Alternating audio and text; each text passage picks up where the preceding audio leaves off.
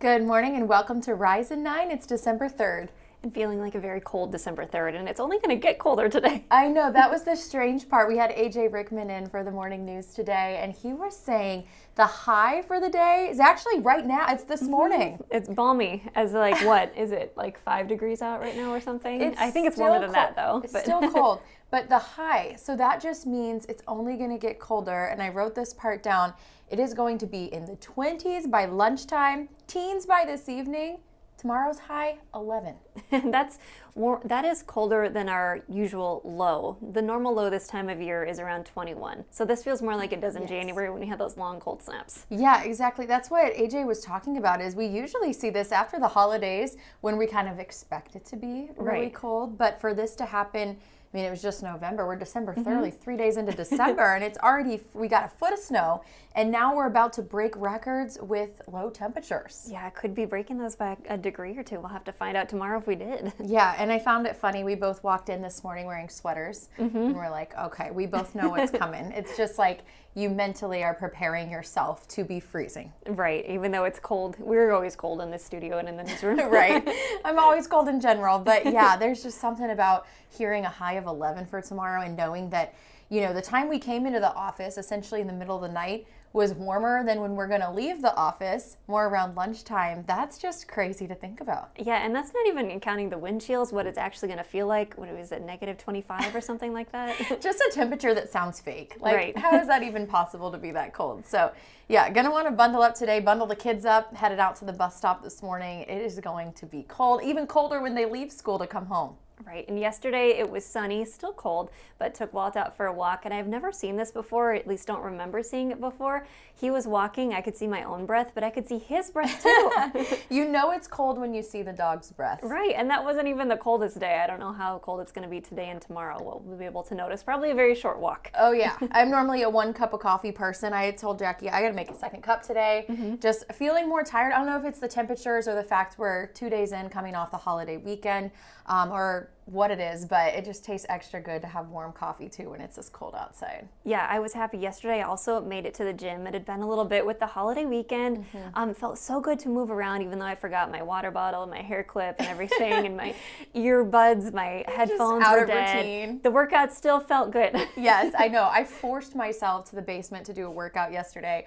It just felt so good by the fireplace. I'm like, do I have to? Do I have to? I always feel better to get it in. Yeah, I don't know why it's like this every single time. Like, I know I need to. It's going to feel good when I'm working out and when it's done. But the act of getting there, it's just like a battle every time. Be like, we could just go home. Yeah. But no, just do it. Yeah, I blame the weather, honestly. So I think it's so much easier to get that motivation when it's sunny and 70 outside. You're like, sure, I'll go walk a few miles, go on a jog, whatever. But when it gets cold like this, you have to find that motivation to continue to be active, really. Right, just think about how good you're going to feel when it's all done. Exactly, yeah, that's always a great start. Yeah, but some other news stories we're talking about this morning. There were runoff elections in Waterloo yesterday. Yeah, and Waterloo elected its first new mayor in a decade. So Quentin Hart has been there for 5 terms, 10 years as mayor. He's also the first black mayor in Waterloo, which is notable. But Dave Boesen won by about 9 percentage points. Yeah, and that's a change there to have the incumbent not be reelected. Exactly, yeah, and I believe there were 3 incumbents in Black Hawk County who were not reelected yesterday. So change coming to Waterloo, like we said, after 10 years under Quentin Hart. Right, and this weekend, shotgun deer hunting season starts. It seems like it's always cold for that weekend too. But that is something that the DNR wants you to keep safety in mind, because it is a very dangerous time as well. It is, yeah. Maybe the deer like the cold. I don't know if that helps your odds or not. You know, sometimes people say you catch better fish in the rain. Maybe you find more deer in the cold. Not sure. But Brian Tavik did a story with the Iowa DNR yesterday. Also spoke with a hunter who's excited to get out this coming weekend. But the DNR was sharing some safety tips. They did say around 9 hunters are hurt each year in hunting accidents.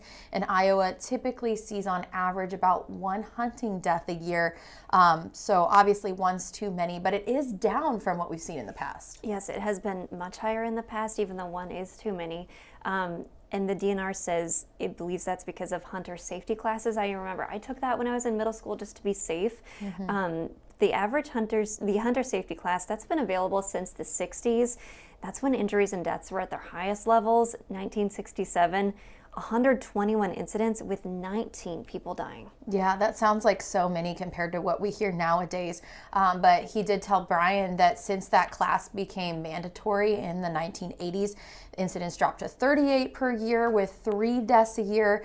And so things have been improving, and the DNR person that Brian spoke with was attributing that to making this course mandatory, making sure that hunters have to take this course before they get out and start hunting. Yeah, and just a whole, change in attitude and towards safety with that hunter safety course. Exactly, yeah. It's a story you'll want to check out on our website. It was really interesting not only to hear from the DNR, but to actually hear from a hunter too. So Brian did a really nice job with that. Yeah, a hunter who said he's looking forward to going with his kids who are getting old enough to go, because it is a family activity, a tradition for a lot of families. Exactly, yeah. So you'll have to bundle up to do that this weekend. Yeah, put on that blaze orange hat. Yeah, no kidding.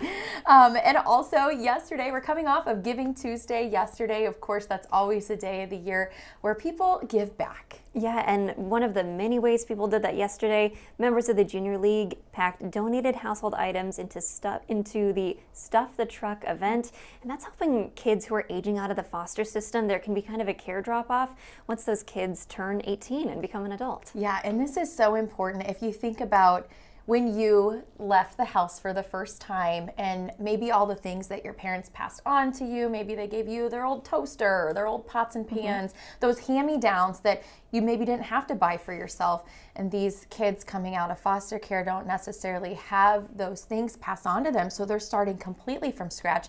A lot of them getting into their own apartments for the first time, really with nothing. So this helps provide those essential items that they can use daily. Yeah, just things like sheets for your bed that are just so important. But the Junior League is taking those donations to Foundation 2 Crisis Services. Those will be donated throughout the year, and you can still make donations through December 13th. So you have some time, and I'm sure lots of places will still accept those donations to the whole holiday season, the whole year round. Yes, and I've covered this Stuff the Truck in particular a couple times in the past. They always set their truck up outside of Crafted Coffee in downtown Cedar Rapids. And one thing I've always noticed is, of course, you picture the foster kids, which we don't get to meet, but you picture how happy they are to receive these items. But one thing you notice if you're actually at the Stuff the Truck event is how happy people are to give these items. There's a lot of joy in giving too.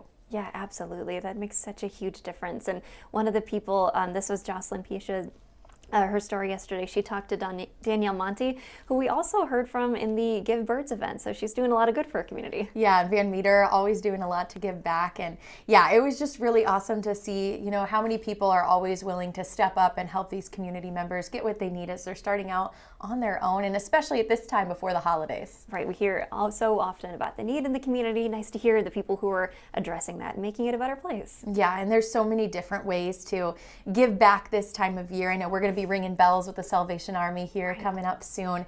It's just really nice to be able to do that, but especially in this season. Right, the Coats for Kids program, you were so generous to donate. Can see why you need those coats in a day like today. That would be awful without one. Yeah, I'm glad that timing worked out, because it is cold out there. Yeah, so cold. Hope everybody stays warm today. Yes, me too. Thank you for joining us on this edition of Rise and Dine. Have a great day today.